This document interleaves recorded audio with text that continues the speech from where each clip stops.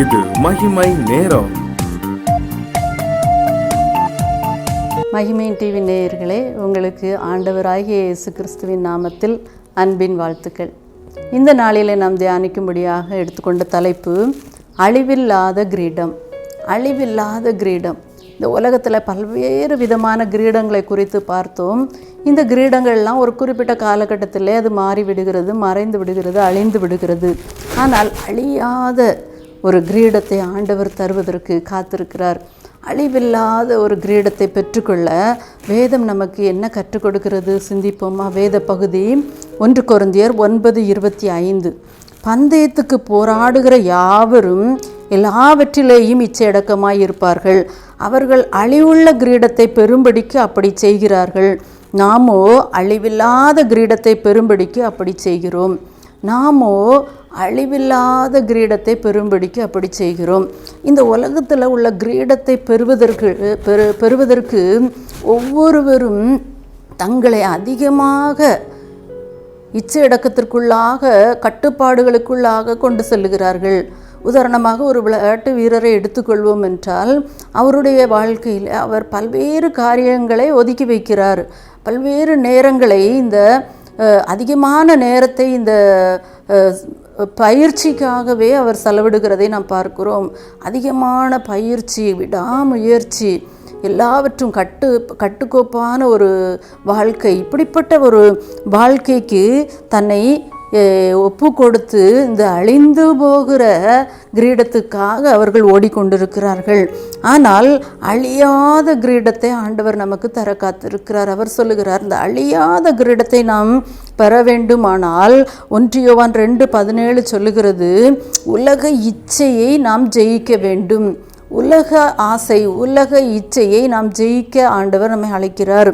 அதனால தான் வேதம் வேறு சொல்லுகிறது, உலகமும் அதன் ஆசை இச்சையும் ஒளிந்து போகும், தேவனுடைய சித்தத்தின்படி செய்கிறவன் எவனோ அவனே என்றென்றைக்கும் நிலைத்திருப்பான். இந்த உலக இச்சைகள் ஒளிந்து போகக்கூடியது. தேவனுடைய சித்தத்தின்படி நாம் செய்வோம் என்றால் அதுவே நிலைத்திருக்கும் என்று வேதம் சொல்லுகிறது. ஆகவே தான் மார்க்கு 4:18 இவ்வாறு சொல்லுகிறது, வசனத்தை கேட்டும் உலக கவலைகளும் ஐஸ்வர்யத்தின் மயக்கமும் மற்றவைகளை பற்றிய உண்டாகிற இச்சைகளும் உட்பிரவேசித்து வசனத்தை நெருக்கி போடுகிறது. அதனால் பலனற்று போகிறோம். நாம் இந்த உலக இச்சைகளை ஒதுக்காவிட்டால் அல்லது வெறுக்காவிட்டால் நாம் தேவனுடைய சித்தத்தின்படி செய்கிறவர்களாக காணப்பட முடியாது. ஆகவே தான் ஆண்டவர் சொல்லுகிறார், நீங்கள் உலக காரியங்களுக்காக கவலைப்படாதீர்கள், நீங்கள் நாளைய தினம் தன்னுடையவைகளுக்காக கவலைப்படும் என்று வேதம் நமக்கு அறிவுரை கூறுகிறது. அந்தந்த நாளுக்கு அதினதின் பாடு போதும்.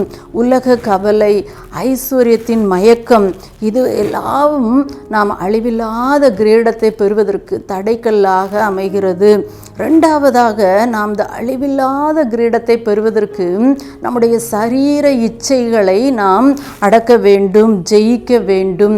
ஆகவே தான் வேதம் சொல்லுகிறது, ரோமர் 6:12-13, ஆகையால் நீங்கள் சரீர இச்சைகளின்படி பாவத்திற்கு கீழ்ப்படியத்தக்கதாக சாவுக்கேதுவான உங்கள் சரீரத்தில் பாவம் ஆளாதிருப்பதாக, உங்கள் அவயவங்களை அநீதியின் ஆயுதங்களாக பாவத்திற்கு ஒப்பு கொடாமல் உங்களை மரித்தோரிலிருந்து பிழைத்திருக்கிறவருக்காக தேவனுக்கு ஒப்பு கொடுத்து உங்கள் அவயவங்களை நீதிக்குரிய ஆயுதங்களாக தேவனுக்கு ஒப்பு கொடுங்கள்.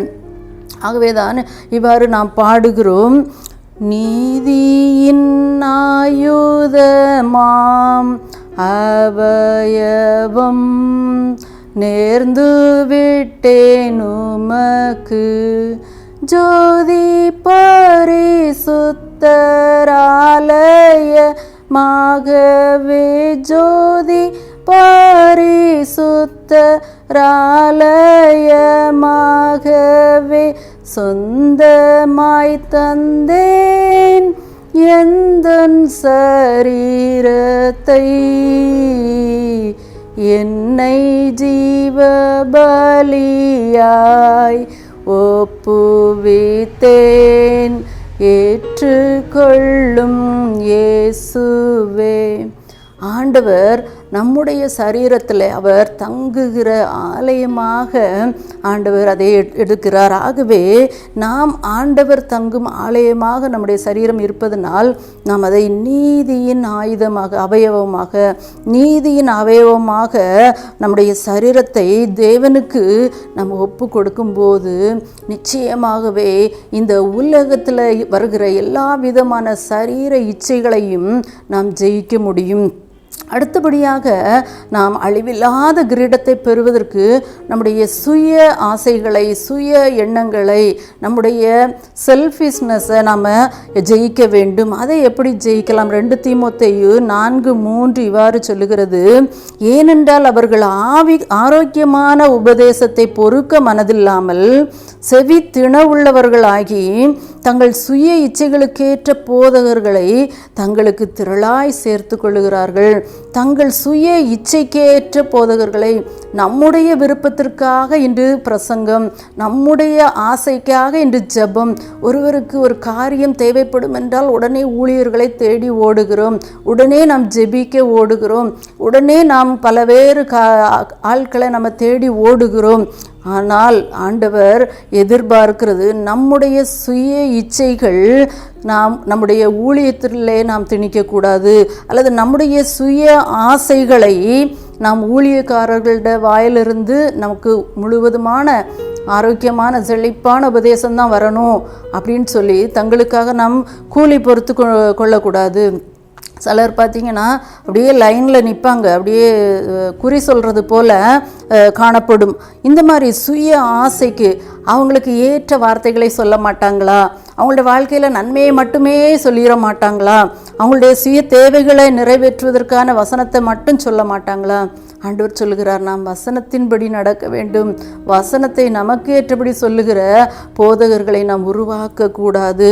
நாம் எச்சரிப்பை ஏற்றுக்கொள்ள வேண்டும். இப்படியாக காணப்படும் போது நம்முடைய சுய ஆசைகள், எண்ணங்கள், நம்முடைய செல்ஃபிஷ்னஸ், நம்முடைய சுய இச்சைகளை நாம் ஜெயிக்க முடியும். ஆரோக்கியமான உபதேசத்திற்கு நம்மை நாம் அடிமைப்படுத்தும் போது அழிவில்லாத கிரீடம் ஆண்டவர் நமக்கு கொடுக்கிறார். கிறிஸ்துக்குள் பிரியமானவர்கள், நாம் அழிவில்லாத கிரீடத்தை பெறுவதற்கு உலக இச்சைகளை நாம் வெறுக்கிறவர்களாக, அல்லது அதை ஜெயிக்கிறவர்களாக, சரீர இச்சைகளை ஜெயிக்கிறவர்களாக, அடுத்தபடியாக சுய இச்சைகளை நாம் ஜெயிக்கிறவர்களாக காணப்படும் போது நிச்சயமாகவே ஆண்டவர் வரும்போது உங்களுக்கு அழிவில்லாத கிரீடத்தை தர வல்லவராயிருக்கிறார். ஜெபிப்போமா?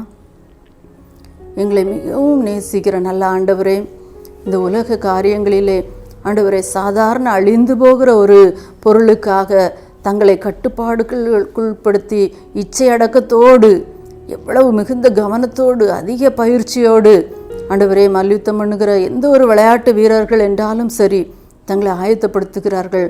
நாங்கள் அழிவில்லாத கிரீடத்தை பெற அப்படி செய்ய எங்களுக்கு கற்றுக் கொடுத்துருக்கீங்கப்பா.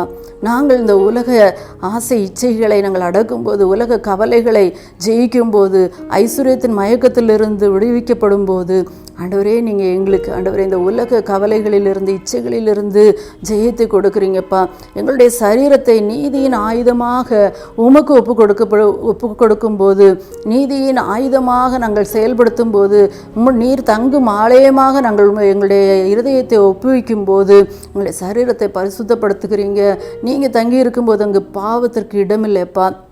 அதுபோல் ஆண்டவரே, எங்களுக்கு தேவையானவைகளுக்காக ஆண்டவரை நாங்கள் வசனத்தை மாற்றிக்கொள்ளாதபடி, பிரசங்கியார்களை உருவாக்காதபடி ஆண்டவரே, நாங்கள் ஆண்டவருடைய வார்த்தையை கேட்டு, உம்முடைய எச்சரிப்பை கேட்டு, உம்முடைய கட்டளைகளை பெற்று அதன்படி நடக்கிறவர்களாக, ஒரு மோசேயைப் போல ஒரு நல்ல ஆண்டவரை தலைவனாக ஆண்டவரை மற்றவர்களை நாங்கள் பார்க்க ஆண்டவரை எங்களுடைய ஆசைகளுக்காக, எங்களுடைய ஆசீர்வாதத்திற்காக, எங்களுடைய செழிப்பிற்காக ஆண்டவரை நாங்கள் வேதத்தை மாற்றாதவர்களாக, ஊழியர்களை ஆண்டவரை உருவாக்காதவர்களாக, எங்களுக்காக கூலி பொருத்தி கொண்டு அவர்களை பேச வைக்காதவர்களாக இருக்க, இப்படிப்பட்ட இச்சையிலிருந்து, சுய ஆசையிலிருந்து, சுயத்திலிருந்து எங்களுக்கு நீங்கள் விடுதலை தருவதற்காக நன்றி சொல்லுகிறோப்பா.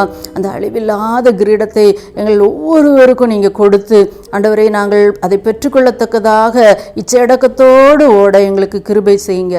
மீட்பர் இயேசுவின் மூலம் தாழ்மையோடு கேட்கிறோம் நல்ல பிதாவே, ஆமென்.